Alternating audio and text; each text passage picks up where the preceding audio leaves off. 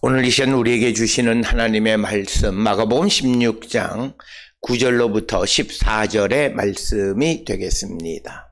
마가복음 16장 9절로부터 14절에 있는 말씀 이제 한 목소리로 합독하시겠습니다. 예수께서 안식 후 첫날 이른 아침에 살아나신 후 전에 7 귀신을 쫓아내어 주신 막달라 마리아에게 먼저 보이시니 마리아가 가서 예수와 함께 하던 사람들이 슬퍼하며 울고 있는 중에 이 일을 알림해 그들은 예수께서 살아나셨다는 것과 마리아에게 보이셨다는 것을 듣고도 믿지 아니하니라. 그 후에 그들 중 2 사람이 걸어서 시골로 갈 때에 예수께서 다른 모양으로 그들에게 나타나시니 2 사람이 가서 남은 제자들에게 알리었으되 역시 믿지 아니하니라. 그 후에 11 제자가 음식을 먹을 때에 예수께서 그들에게 나타나사 그들의 믿음 없는 것과 마음이 완약한 것을 꾸짖으시니 이는 자기가 살아난 것을 본 자들의 말을 믿지 아니함일러라. 아멘. 오늘 우리가 함께 읽은 마가복음 16장 9절로부터 14절에 있는 말씀은 이제 예수님께서 부활하신 후에 그 부활의 사실을 이제 그 사람들에게 보여주셔서 확증해 주시는 이야기가 오늘 주시는 본문의 말씀 9절로부터 14절 이하의 말씀이 되겠습니다. 마가복음 16장 1절로부터 8절에서는 특별히 3 여인 막달라 마리아, 야고보의 어머니 마리아, 살로메가 예수께서 부활하셨다라고 하는 소식을 흰 옷을 입은 청년으로부터 듣고 이제 주님 여기에 계시지 않는다. 그리고 또 하나는 제자들 베드로에게 가서 말씀하셨던 것처럼 갈릴리에서 너희들이 부활하신 주님을 배울 수 있을 것이다 라고 하는 소식을 듣고 이제 여인들이 몹시 놀라고 떨며 나와서 도망하고 아무 말도 하지 못했다라고 하는 겁니다. 그런 다음에 오늘 주시는 본문의 말씀에서 이제 예수님께서 이 부활의 사실에 대해서 첫 번째로 자신을 드러내 보여주신 것이 바로 오늘 주시는 9절로부터 11절까지에 나오는 막달라 마리아였습니다. 그런데 오늘 주시는 본문의 말씀에서 막달라 마리아를 언급하는데 특별히 마가복음에서 강조하는 것이 막달라 마리아는 전에 7 귀신이 들려 있었던 여인인데 예수님이 그 7 귀신을 쫓아내어 준, 그래서 이제 예수님으로 말미암아 새로운 인생을 살아가는 여인, 바로 그 여인에게 제일 먼저 보여주셨다라고 하는 겁니다. 이 이야기는 요한복음 20장 11절로 17절에도 기록이 되어 있는데 특별히 오늘 주시는 본문의 말씀에서 우리가 꼭 기억하셔야 되고 특히 마가복음이 예수님의 부활의 사건을 증거하면서 어떤 입장에서 이 똑같은 이야기를 기록하고 있느냐라고 하는 것인데 특별히 오늘 주시는 본문에서 예수님이 제일 먼저 드러나 보여주신 것은 베드로나 이런 제자들이 아니다라고 하는 거예요.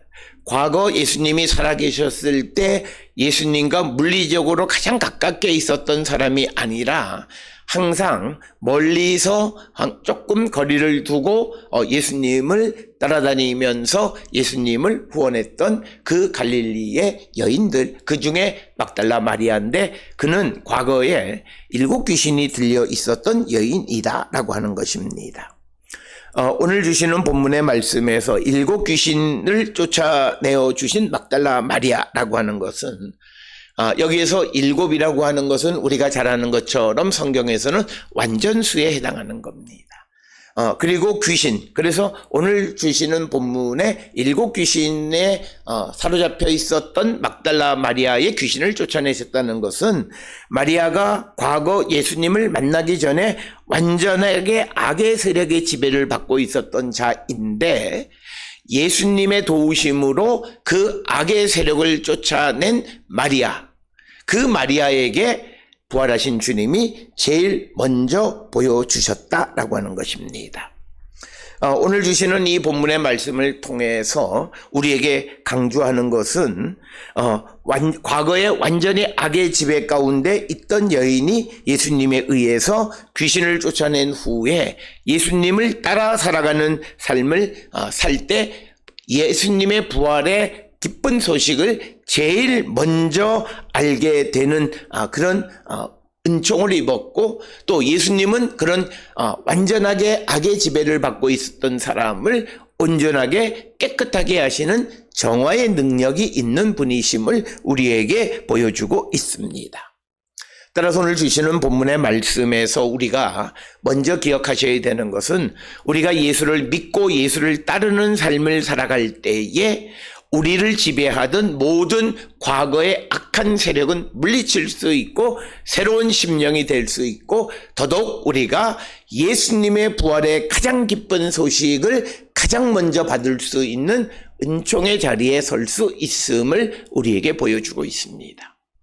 그러기에 우리는 예수를 따르는 자가 되어야 합니다.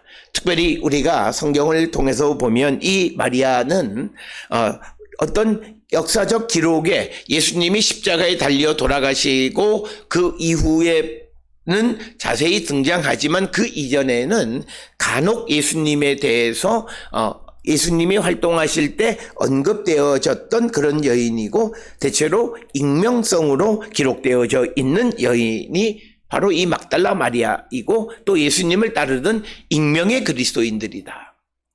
그래서 여기에서 가장 중요하게 우리에게 보여주는 것은, 첫째는 내가 과거에 어떤 사람이었느냐는 중요하지 않다는 거예요.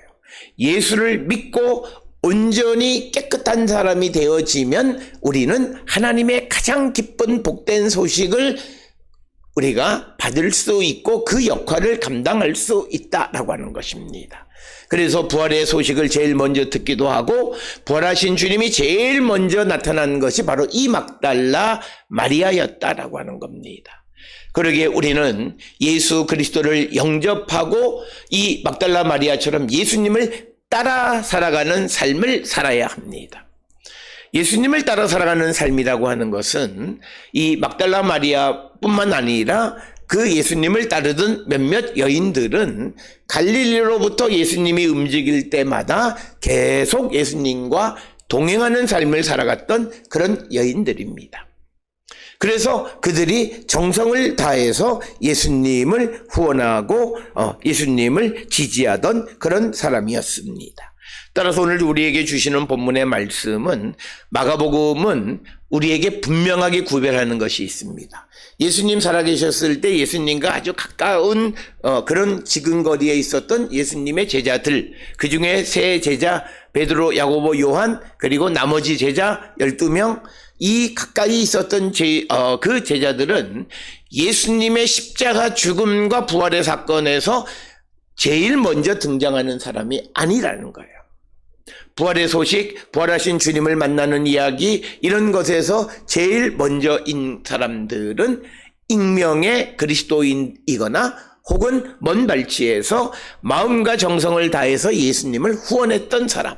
따라서 오늘 주시는 구절에 있는 이 말씀은, 과거에 귀신 들린 여인이었던 막달라 마리아가 예수님으로부터 정화받고, 즉 귀신을 쫓아낸 후에 그가 그 예수님과 지속적인 교제를 나누며 살아갈 때 그는 가장 높은 자리에 오르는 영광을 누릴 수 있다라고 하는 것을 우리에게 보여주고 있습니다. 특별히 우리가 이 성경을 보게 되면 부활하신 주님 이후의 사건들에서 중요한 역할을 하는 사람들은 과거 다 허물이 있다가 예수님에게 용서받은 사람들입니다. 오늘 막달라 마리아는 7 귀신 들렸던 여인이었고, 그리고 우리가 이제 예수님이 돌아가신 후에 부활하신 후 중요한 역할을 하는 베드로는 예수님을 부인했던 사람이었고, 그리고 바울은 예수를 믿는 사람들을 박해하던 자였는데 그들이 예수를 위한 삶을 살아가는 자가 됐다. 그들의 가장 큰 특징은 부활하신 주님을 만나고 성령의 충만한 가운데 있을 때 그들은 하나님 나라를 위해서 소중한 역할을 감당한다라고 하는 겁니다. 따라서 오늘 주시는 이 본문의 말씀, 예수께로 가면 예수는 우리를 깨끗게 해주시고 우리의 과거와는 전혀 다른 삶을 살아갈 수 있도록 우리를 어둠에서 빛으로, 사망에서 생명으로 인도해 주시는 분임을 분명하게 가르쳐주는 말씀이 9절로부터 11절에 살아나신 예수께서 막달라 마리아에게 처음 나타나셨다라고 하는 이야기를 통해서 우리에게 강조하고 있습니다. 그러면서 오늘 주시는 10절에 이제 부활하신 주님을 배웠던 막달라 마리아가 10절에 마리아가 가서 예수와 함께 하던 사람들이 슬퍼하며 울고 있는 중에 이 일을 알리매. 그러니까 오늘 주시는 본문의 말씀에서 마가복음 16장 8절에서는 막달라 마리아나 요새의 어머니 마리아 그리고 살로메는 처음 예수님의 부활의 소식을 듣고는 그들이 두려워서 아무 말도 하지 못했던 것과는 다르게 이제 부활하신 주님을 만난 이 막달라 마리아는 이제 절망 중에 있었던 사람들에게 예수님이 부활하셨다는 사실을 알려줍니다. 그 이유는 지금 죽음으로 말미암아 예수님이 십자가에 달려 돌아가심으로 말미암아 절망 속에 있던 사람들에게 희망과 소망은 예수 그리스도의 부활의 사건입니다. 따라서 오늘 우리가 세상을 살아가면서 나에게 희망을 주는 이야기. 흔히 우리는 구약 성경에 있는 말씀, 내가 너희를 새롭게 하리라, 회복하리라, 뭐 이런 말씀들을 가지고 힘을 물론 하나님의 말씀이긴 하지만 우리가 새롭게 세워나는 그 힘의 원천은 예수님의 부활입니다. 죽음 가운데 있었던 사람, 멸망 가운데 있었던 사람, 좌절과 절망 속에 있던 사람에게 유일한 희망은 예수 그리스도의 부활의 소식이지 다른 사람들의 말, 너희를 회복시켜 주겠다, 너희가 잘 될 거야, 이런 말이 아니라는 거예요. 그렇기 때문에 모든 성도들은 예수님의 부활에 관한 신앙이 있어야 되고 그것에 대한 확실한 믿음이 있어야 어떤 어려움 속에서도 우리가 온전하게 세워질 수 있고, 마리아는 1절로부터 8절에서 한 청년으로부터 예수님의 부활에 관한 소식을 듣기는 했지만 확신하지는 못했어요. 가서 전하라 그랬는데 전하지도 못했어요. 그런데 오늘 주시는 9절과 10절에서 부활하신 주님을 먼저 만난 막달라 마리아는 가서 좌절과 절망 속에 있던 사람들에게, 제자들에게 이 소식을 알렸다라고 하는 거예요. 왜? 마리아에게 이 예수님의 부활보다 더 큰 희망의 메시지는 없었기 때문입니다. 따라서 오늘 주시는 본문을 통해서 우리가 세상을 살아가면서 우리가 누구에게 희망을 줄 수 있는 메시지는 어떤 다른 이야기가 아니라는 거예요. 예수 그리스도가 죽음과 사망을 이기고 다시 살아나신 그것만이 우리의 유일한 소망이고 희망의 메시지임을 기억하셔서 우리가 이것을 증거할 수 있는 자들이 되어야 합니다. 특별히 우리가 도덕률과 같은 말씀들은 쉽게 우리가 전할 수 있어요. 그러나 우리의 믿음이 필요한 말씀들을 잘 전하지 못해요. 혹 내가 이 말을 할 때 이런 믿음을 가지고 있는 것을 사람들이 어떻게 볼 것인가 때문에 우리가 그것을 전하지 못하기에 결국 우리는 그리스도인이긴 하지만 좌절과 절망, 사망 속에 있는 사람에게 생명의 소망의 메시지를 전하지 못해. 예수 그리스도가 죽음을 이기고 살아나신 이 메시지를 전할 때 이것을 통해서 우리는 살아날 수 있다라고 하는 거예요. 따라서 우리가 한국교회가 또 우리가 좋아하는 말씀이 예수님의 부활의 소식 이외에 어떤 것도 더 중심에 서서는 안 된다라고 하는 사실을 우리는 꼭 기억하셔야 됩니다. 수없이 많은 구약에 있는 말씀들을 가지고 우리는 희망을 얻는데, 물론 하나님의 약속이 이스라엘 언약의 백성들에게 이루어지지만 우리에게 가장 중요한 희망의 메시지는 예수님의 부활 사건이다. 이것을 믿고 전하고 듣는 이들이 희망을 갖게 된다라고 하는 것. 이것을 우리가 꼭 기억을 하셔서 우리가 항상 이 십자가를 전하는, 예수의 부활을 전할 수 있는 능력 있는 성도가 되어야 합니다. 그래서 막달라 마리아가 부활하신 주님을 만난 후에 그는 믿고 그 사실을 전할 수 있었다라고 하는 겁니다. 그러나 11절에 보면 그 소식을 들은 다른 사람들의 반응이 나옵니다. 그들, 즉 10절에 나와 있는 예수와 함께 일하던 사람들, 슬퍼하고 울고 있는 사람들에게 예수께서 살아나셨다는 것과 마리아에게 보이셨다는 것을 듣고도 믿지 아니하더라. 믿음이 없는 사람은 예수님의 그 부활, 그리고 부활하신 주님을 봤다라고 하는 것에 대해서 믿지 않았다라고 하는 겁니다. 그래서 오늘 주시는 본문의 예수의 제자들은 막달라 마리아의 증언을 믿으려 하지 않았습니다. 예수님이 말씀하셨고 그것을 지금 우리와 같이 살고 있는 우리 무리 중 한 사람이 그 사실을 확인하고 경험했다고 말하는데도 믿지 않는 거예요. 그래서 이제 9절로부터 예수님의 부활을 체험한 사람들의 이야기가 한 사람씩 점점 쌓여가서 당시 유대 백성들에게 또 예수님을 따르는 무리들에게 부활을 확실히 믿게 하는데, 특별히 유대인들에게 있어서 증거는, 입증은 증인 2사람 이상만 있으면 되는 거예요. 그래서 먼저 예수께서 막달라 마리아에게 나타나셨다라고 하는 거예요.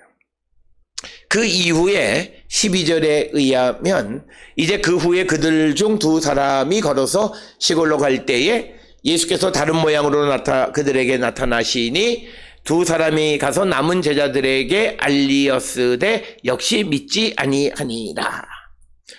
따라서 오늘 주시는 12, 13절에 있는 말씀은 우리가 잘 아는 누가복음 24장 13절로부터 35절에 엠마오로 가는 2 제자에 관한 이야기를 축약적으로 기록하고 있는 것이 12절, 13절에 있는 말씀이 되겠습니다. 그래서 막달라 마리아에게 나타나신 것에 이어서 2 제자에게 다시 또 나타나셨다는 거예요. 그렇다면 이제 그 예수님을 부활하신 주님을 만난 증인이 3사람 이상 되는 거예요. 그러면 이거는 그 사회가 사실로 받아들이는 거예요. 이것이 우리가 구약에 나타나는 증인 2-3사람으로 사형을 결정하거나 왜 2-3사람의 증언이 있으면 그것이 사실로 인정했기 때문이다 라고 하는 겁니다.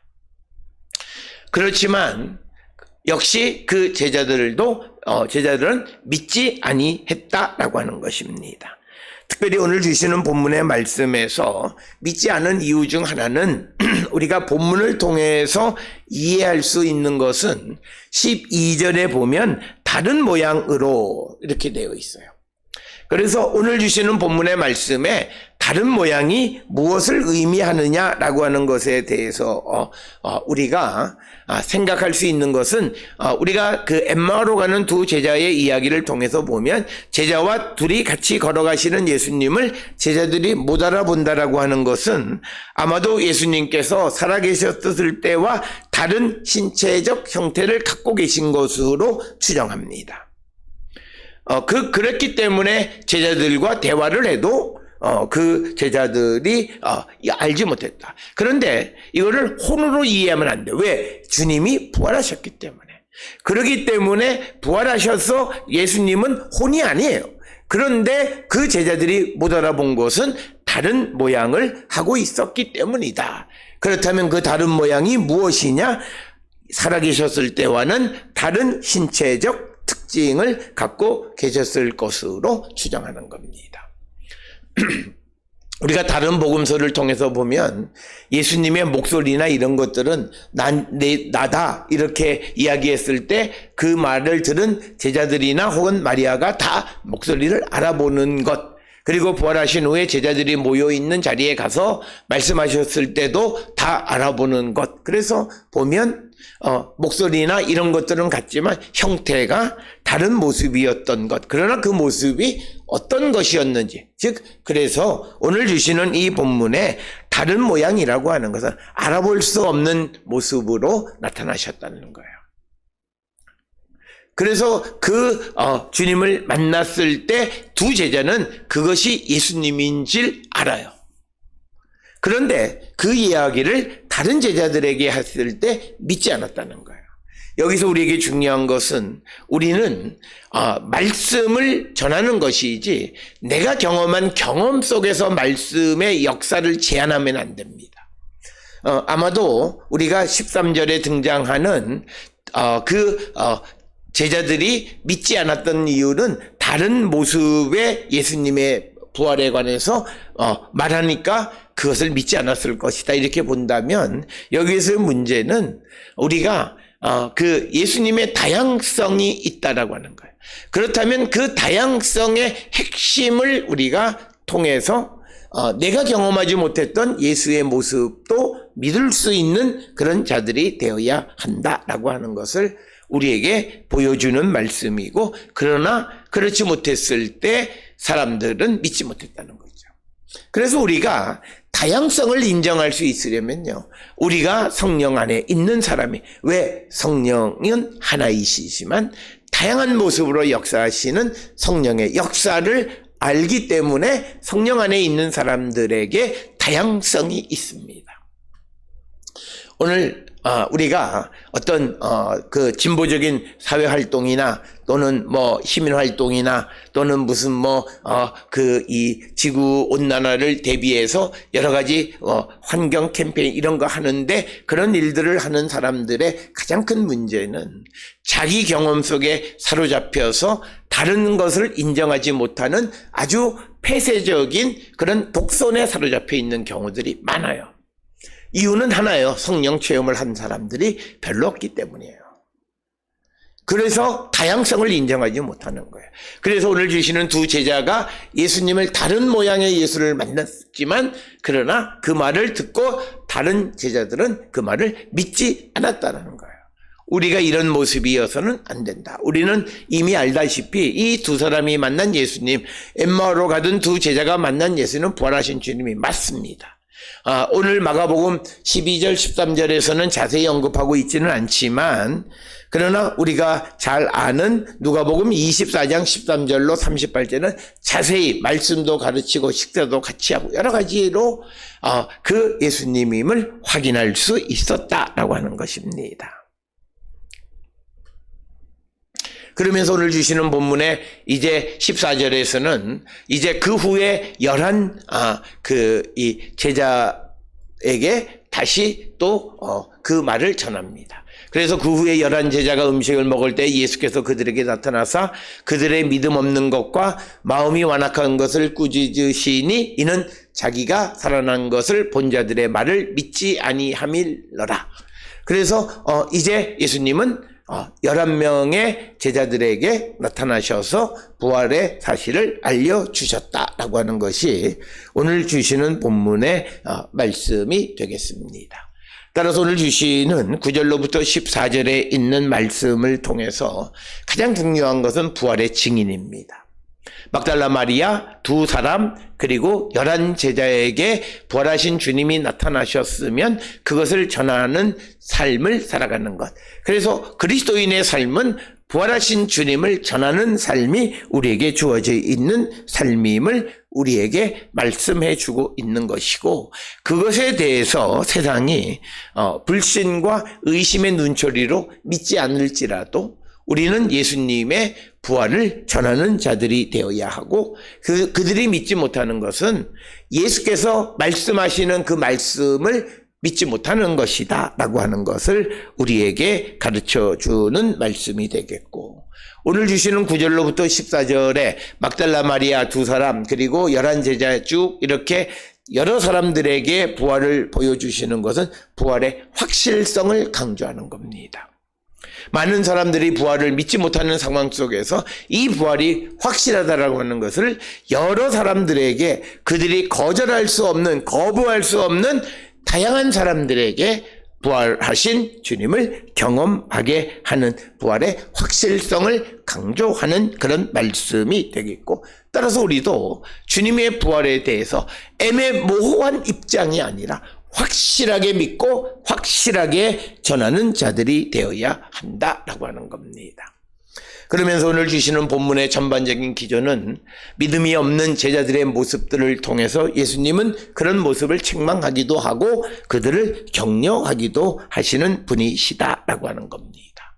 따라서 오늘 주시는 본문을 통해서 나를 살리는 것, 나에게 소망이 되는 것이 무엇이냐, 어떤 다른 여러 가지 말씀이 아니라 부활하신 주님이 살아나셨다는 이 사실이 나에게 소망이라고 하는 것, 그리고 이것을 우리가 세상에 전해야 되는 중요한 메시지임을 기억하셔야 되고, 그러기 위해서는 나에게 주님의 부활의 확실성, 그리고 이 확실한 부활을 전하는 부활 증인의 삶을 살아가기를 결단하는 우리가 되어야 함을 강조하는 것이 오늘 주시는 마가복음 16장 9절로 14절의 말씀이 되겠습니다. 오늘 주시는 본문을 통해 우리의 믿음을 돌아보면서 부활의 신앙을 갖고 어려운 환경 속에서도 믿음 안에서 다시 살아나는 거룩한 성도들이 다 될 수 있기를 주의 이름으로 축원합니다.